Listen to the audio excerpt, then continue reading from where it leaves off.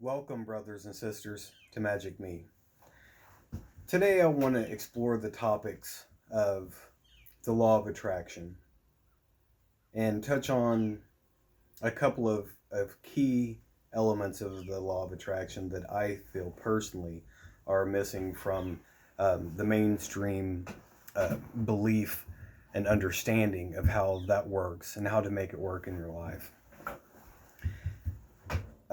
The first thing I want to discuss before we go too far into that is that a really good analogy for me for understanding the law of attraction and the way it works is to understand that our life is a lot like film.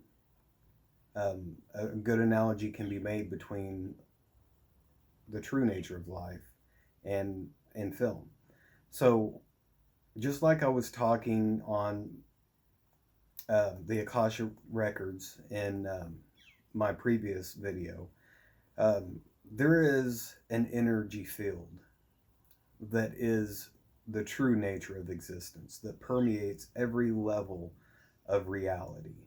Um, this fabric is a lot like film in that um, it exists over all.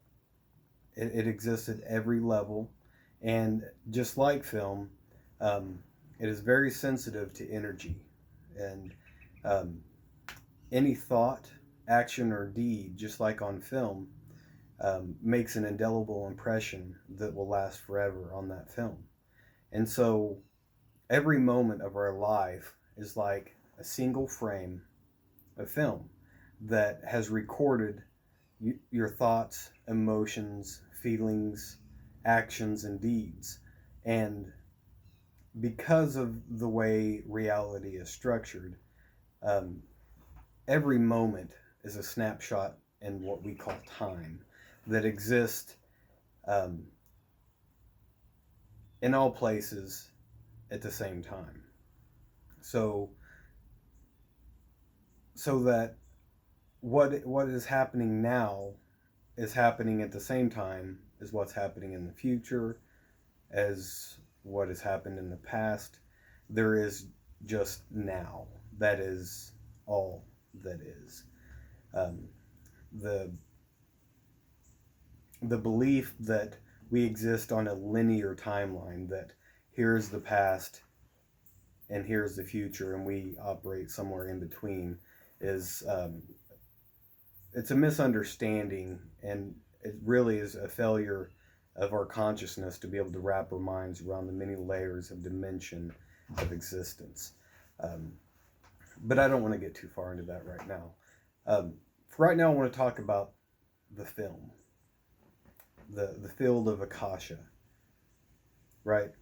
And how to learn how to take that film and to consciously decide what is put down on that film, to put a little thought behind what we are recording, what we are leaving behind, and perhaps how to turn those little frames into a movie of our choosing, as opposed to movies of circumstance. So let's start by doing a little bit of a thought experiment. Okay, we're going to begin the thought experiment with a short story. Once upon a time, there was a director who made movies. Um, Being a director was all that he had ever really been. I mean, it was in his blood. Um, he at one point in time was very passionate about filmmaking, but he wasn't an exceptionally adept director. He had had a few successes, made a few films that were, pretty good, but none of them really seemed to achieve the level of success that he knew that he was capable of. A lot of his films were mediocre at best, but he continued to make films. That's all he was. That's all he knew how to do. And he would arrive at set, and he would begin to try and bring a script to life that was handed to him by the producers and writers that they felt was a good story. And sometimes he was somewhat excited about this story. He felt like that it was a good story and that he could bring it to life. And others, he lacked a little bit of passion about. But invariably, each day on set for him would go pretty much the same way. He would sit back in his director's chair on set, and he would watch as the actors kind of done their own thing. They would, for the most part, they knew their lines. They would lack passion sometimes. Sometimes they would overact. They were a bit of drama queens. They would, you know, misspeak when they shouldn't. Sometimes they would ad lib, and it just didn't fit with the script. And it just seemed like that the cameraman could not stay in focus. Everything was recorded at the wrong angles. The lighting was bad, and he just would sit passively by and just give up. He would just go with the flow and allow things to be as they were. And sometimes the environment on set would get to him a little bit. He would become a little depressed. Sometimes he would become agitated. Sometimes he would become very upset and angry. And invariably, it was like his level of emotion would come across on set. It didn't matter if he was depressed, it would come out in the acting. It would come out in the lighting and the angles or the focus of the cameraman. And the same would apply to any other emotion. I mean, if he was angry, the actors, I mean, it would throw them completely off their game. They would forget their lines. I mean, it was just terrible, right? But he continued making the films. Now, one day, after the premiere of his latest film, and watching it bomb and hearing the talk of those leaving the venue, he lay awake in bed at night, and he thought about giving up. He just didn't understand why he wasn't able to achieve the level of success that he knew that he could. He knew many other directors, right? Most of them were a lot like himself. They were mediocre at best. They had a very passive directing style. But then there was the James Camerons. There was the big directors that they could take a story and they could exude this passion and bring this film to life in a way that would shake the world to its core. That's what he wanted. He knew he was capable of that, but he just couldn't seem to get there. And he decided he had finally had enough, and he was done. And as he laid in bed thinking about this and blaming the writers, blaming the cameraman and the actors, if he could just get a script that was worth a darn, perhaps he could have a blockbuster as well. If the actors would just do their job, if he could get some A-list actors in there, then they could carry the film. And if he could get his cameraman to focus, the angles would be right, the shots would be right, the film would come together, and he would have something. And as he laid there thinking through the process, blaming everyone else, an idea occurred to him. It was an idea for a script. He was not a writer. He had never tried his hand at it. He was a director. That's what he knew. And he had dabbled here and there, but he had never really taken the idea seriously. But this was different. This was a beautiful idea for a script, that if he could convey this with passion and bring this story to life, he knew that it would change the very landscape of movie making. It would go down in history as one of the most powerful films ever made. He was so overwhelmed with passion that he didn't sleep that night. He feverishly worked on the script through the night. He continued to do so for the next 3 days. He didn't hardly eat or drink at all. He did not sleep for 3 days. He had to breathe life to this story. And once it was complete, he knew that he had to bring this to life. This story had to be told. And he knew that it had to come from him because the story had chose him. It hadn't chose other top success directors and filmmakers. It had chose him. And he knew that only he would be able to breathe life into this in such a way that it warranted. So he had some meetings and he went about pitching this idea, getting the producers behind it, and he began to have auditions for the top actors. And he had an A-lister or two that auditioned for the role, and he even chose one. But for the most part,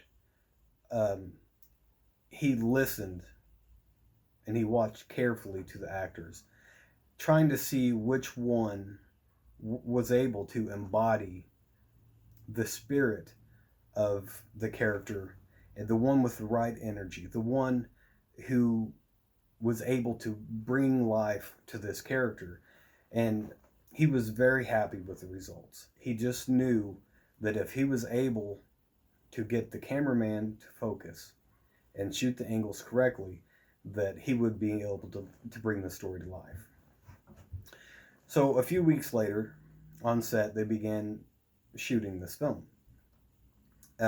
It began going quite differently than it ever had in the past. His level of passion, it just permeated through the entire set.